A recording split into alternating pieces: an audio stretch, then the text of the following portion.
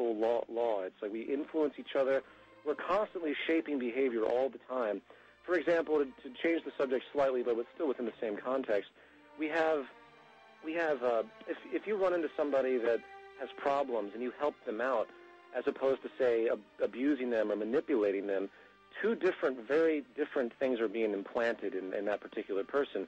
If you go up to somebody that's in a weak position and you take advantage of them, which is very common in our society, whether it's a business type thing, if a company is going bankrupt and then they're absorbed by some other company, or you see a person on the street that has something really nice that they have to sell because they're poor, and rather than you giving them what you think the real value would be, you take advantage of their disposition and you give them virtually nothing because you know how desperate they are. What you do when you do that, and this is the basis of our society, is you're implanting this seed that this is the way life is, and this is what you have to do, sir, to go out and survive. You have to take advantage of everybody else. However, if the reverse was true, for example, if people went up to each other and were extremely positive and they gave money to homeless people, they went and helped people without reward, this sets up an entirely different disposition that communicates something that's extremely positive.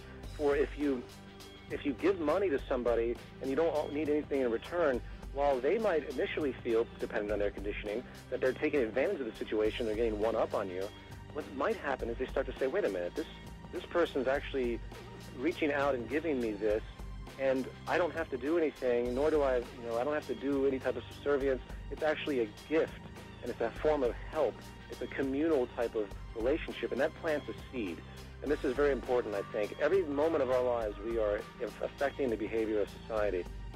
And if you choose to reverse it and get into a giving mentality as opposed to a taking, then you yourself will plant a seed. Every time you give something, every time you give to another person, every time you help somebody without reward, you're giving them the courage to do the same with somebody else.